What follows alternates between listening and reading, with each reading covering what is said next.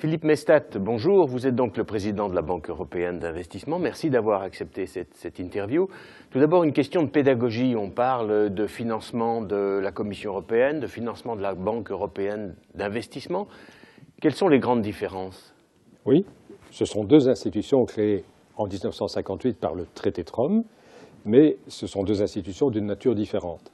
Et sur le plan des financements, la Commission utilise des moyens budgétaires, les moyens du budget de l'Union européenne, tandis que la Banque européenne d'investissement, comme toute banque, elle emprunte sur les marchés financiers pour pouvoir prêter.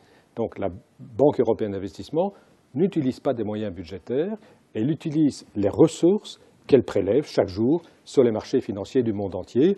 Nous empruntons en Chine, au Japon, aux États-Unis, et nous utilisons ces moyens pour financer des projets d'investissement, principalement en Europe.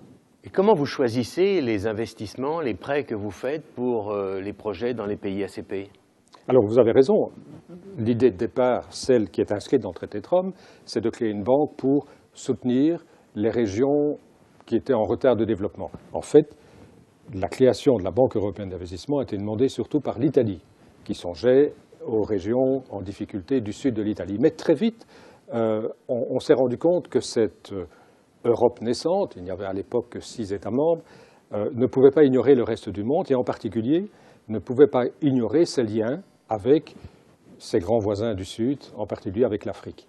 Et donc, très vite, se sont instaurées des relations privilégiées entre l'Union européenne et les pays dits ACP, Afrique, Caraïbes, Pacifique. Ça a donné lieu à la signature d'un certain nombre de traités, les conventions de Lomé, il y en a eu plusieurs, et aujourd'hui c'est l'accord de Cotonou. C'est donc un traité entre les États de l'Union européenne et les pays ACP qui définit leurs relations et qui prévoit un certain nombre de moyens de coopération entre l'Europe et l'Afrique. Et en ce qui concerne la Banque européenne d'investissement, elle reçoit dans l'accord de Cotonou une mission particulière qui est de gérer une facilité d'investissement. Et le but premier de cette facilité d'investissement, c'est de financer des investissements qui peuvent contribuer au développement du secteur privé en Afrique. C'est donc ou bien des financements directs de sociétés privées, ou bien le financement d'infrastructures qui sont nécessaires pour permettre au secteur privé de se développer. Et c'est ainsi que nous finançons en priorité des infrastructures dans le secteur des transports, dans le secteur de l'énergie, dans le secteur de l'eau, parce qu'il n'est pas possible d'avoir un développement économique si ces infrastructures de base ne sont pas assurées. Alors vous parlez de financement d'infrastructures, de grands projets, mais l'Afrique c'est d'abord l'économie informelle, les toutes petites entreprises. Elles sont exclues de ces financements. Non, parce que nous avons deux grands axes d'action dans les pays ACP.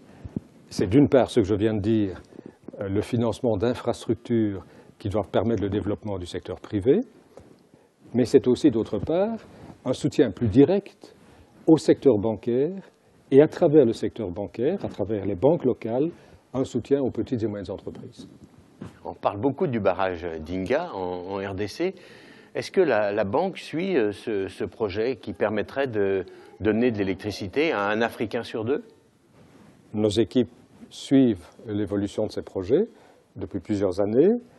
Ceci dit, à ce stade, il n'y a encore aucun engagement de la BEI de financer ce projet parce que, comme pour tout projet que nous sommes appelés à financer, nous devons vérifier si un certain nombre de critères sont réunis et donc nous examinons les différents aspects, les aspects techniques, économiques, environnementaux, sociaux, financiers des projets que l'on nous demande de financer.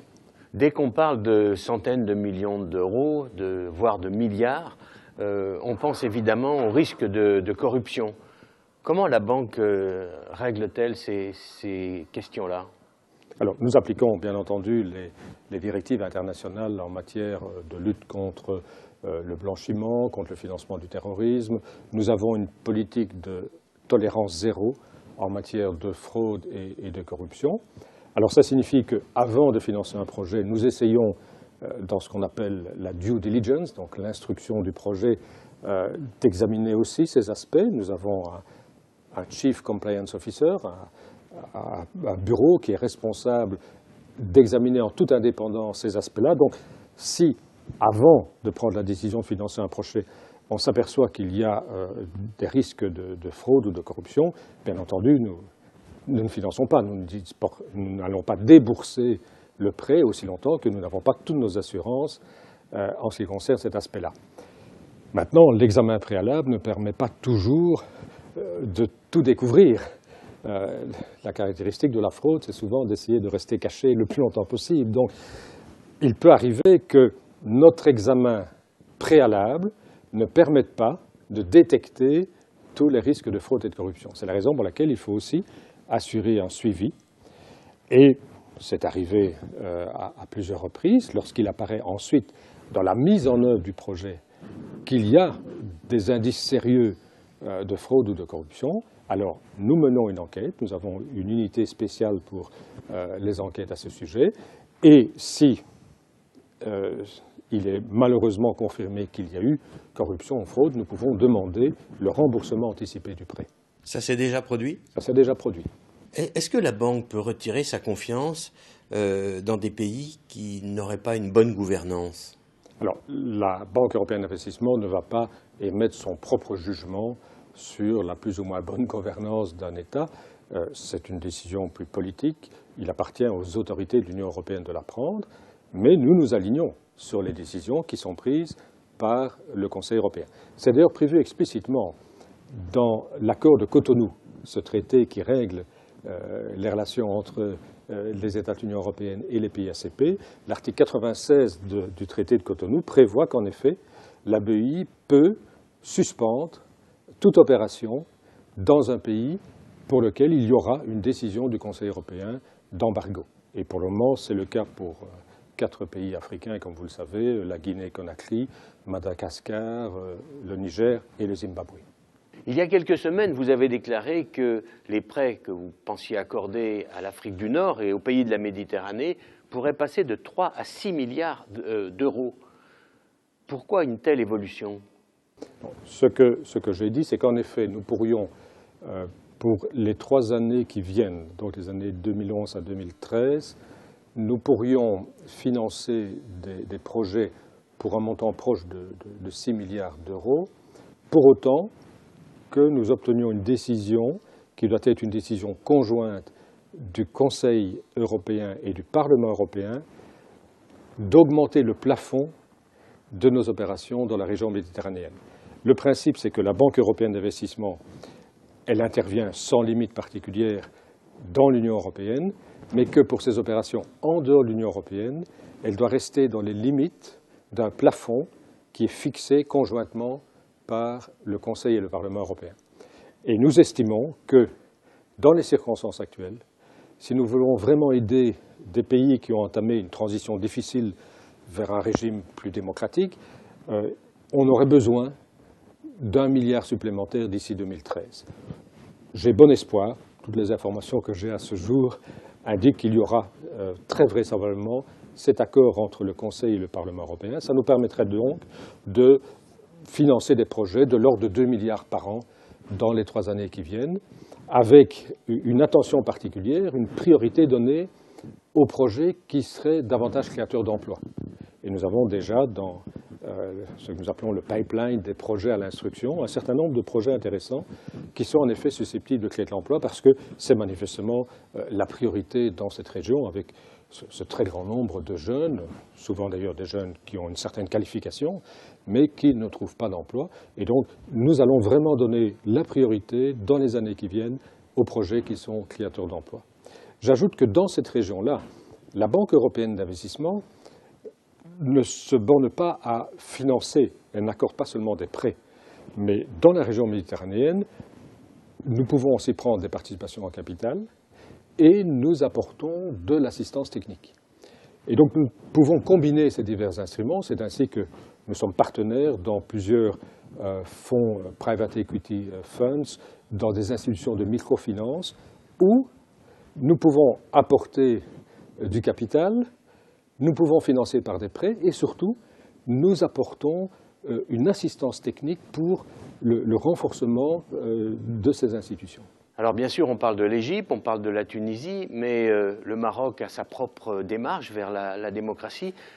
Quelle relation vous avez avec le Royaume?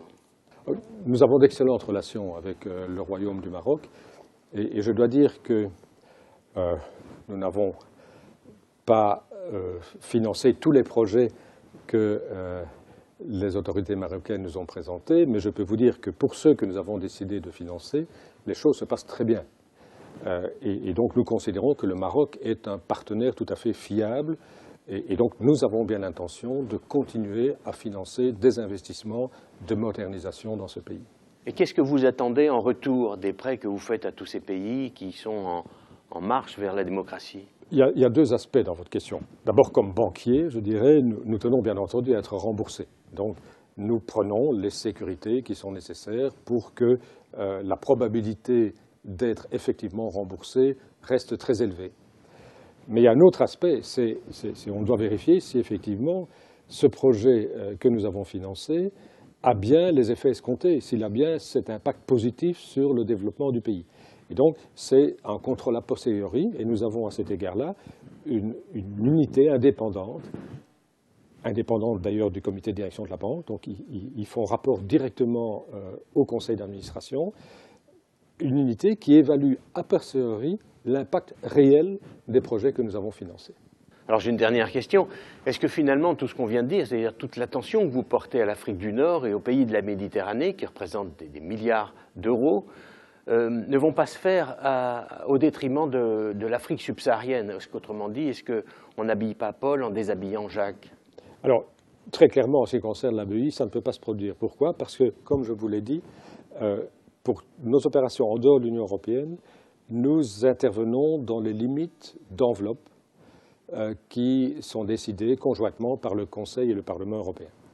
Je le répète, ces enveloppes, ce ne sont pas des enveloppes de moyens budgétaires, mais c'est une autorisation qui nous est donnée de prêter jusqu'à un certain plafond. Eh bien, très clairement, on ne va pas diminuer une enveloppe pour augmenter une autre. Je l'ai dit, nous souhaitons, et nous allons vraisemblablement obtenir, une augmentation de l'enveloppe pour la Méditerranée, compte tenu de ce qui s'y passe aujourd'hui et de la nécessité de soutenir des pays dans une transition qui reste difficile. Donc, nous souhaitons une augmentation de l'enveloppe, mais en aucun cas, cela ne se fera au détriment d'une enveloppe d'une autre région. Merci beaucoup, Monsieur le Président. Merci.